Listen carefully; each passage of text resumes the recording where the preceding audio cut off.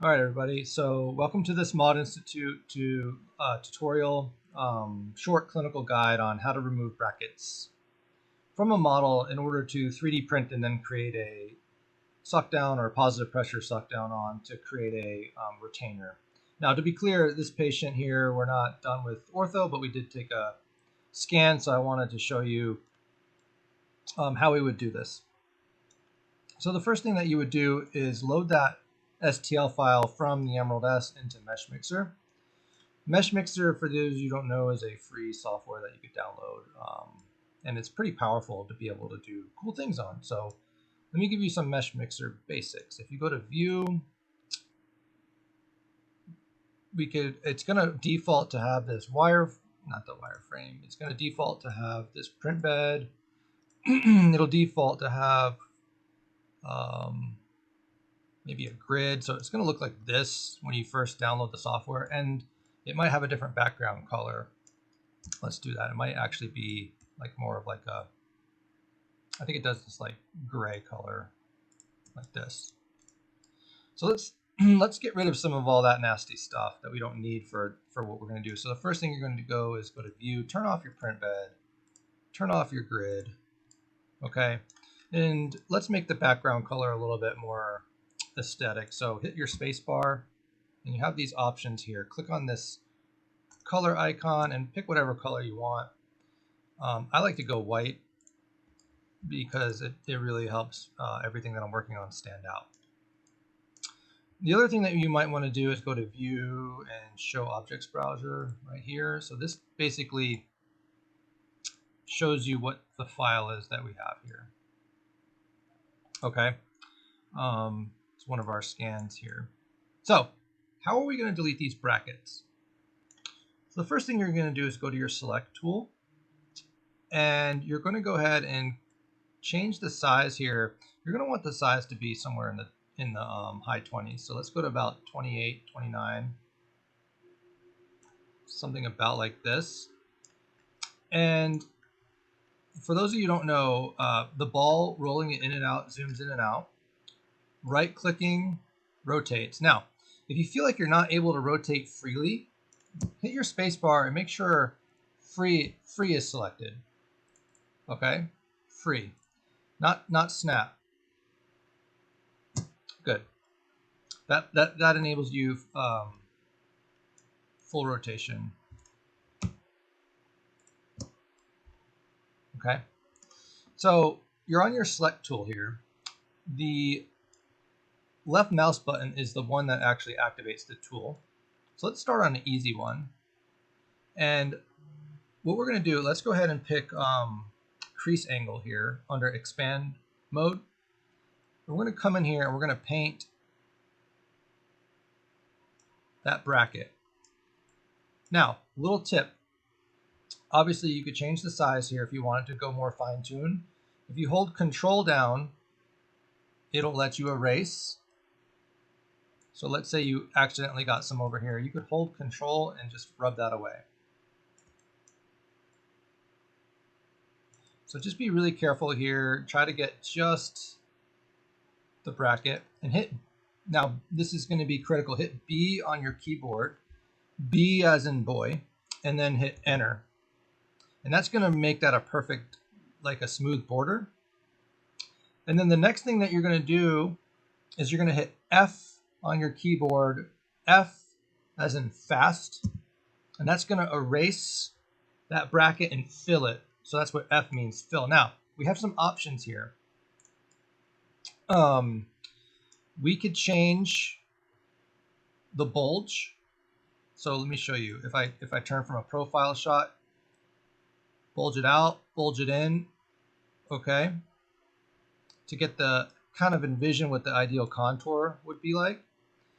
I usually keep it default. If anything, I will bulge it out just a tiny bit on these convex surfaces, never past a 4. So this one I'm just going to keep it a bulge for 1. I'll hit accept. And then we're going to hit clear selection. And so that's what we have for deleting that bracket. Now, if you were upset about this kind of crease right here, you could go to Sculpt, Brushes, robust smooth, and just smooth that crease a little bit, like that. So now let's speed this up a little bit and let's do multiple brackets at the same time. So I'm going to select this one.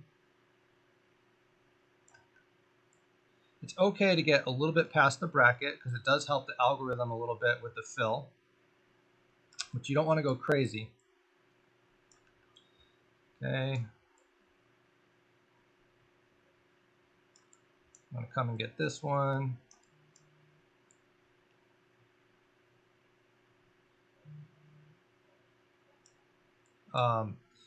With the molar brackets, with the extended, now the extended arm here, I'm going to show you what to do here. Make sure you don't have any holes anywhere. In other words, it'll fail if there's a little area that's not colored in, like right here. See that? Oh, don't forget you have a Control Z for undo. Make sure you don't have any areas under here that are not filled in. Come from all angles. Now, I'm going to sneak up underneath this and hit my control button here.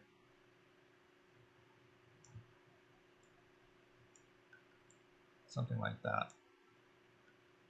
I'm going to go ahead and get this one too.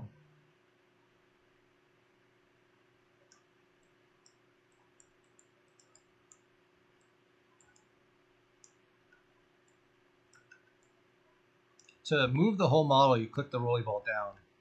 By the way, I don't know if I said that. Okay, now I'm going to hit my B for smooth border, hit accept. Then I'm going to hit my F for erase and fill. Okay. I'm going to go ahead and bulge these in just a -1 and hit accept. And then clear selection. So there we just deleted those. Now, we could fine tune these with our tool. So I'm going to go to Sculpt, Brushes, Robust Smooth, and I'm going to go ahead and smooth these borders. Now, for this area on tooth number 14, I think we're too bulbous, maybe a little bit too convex. So I'm going to go to Brushes, Bubble Smooth, make my ball about the size of that defect, and I'm going to hit Control. I'm going to flatten it just a little bit. And then Control flattens it, and when you don't hit Control, it inflates it. So watch. Smoothing that defect out. So Control flattens it, and when you don't hold Control, it actually inflates it. So you can see I'm making that more bulbous. If I hold Control, I flatten it. And so you have to kind of figure out what's the best way to do this. And in my mind, it's a bigger error to make it too concave, and that'll put active pressure on the tooth, than having it be a little bit too convex, and that would be a space in the retainer with the rest of the surface contacting ideally. So keep that in mind. It's probably a worse error to make this an active appliance than to make it a little bit loose fitting in this one little area. The most accurate way to do these is one tooth at a time. The algorithms are usually better. Okay. And then Sculpt, Robust Smooth, something like that. So that's how you start to erase brackets in Meshmixer. We're going to now do the same thing in PlanCAD Premium.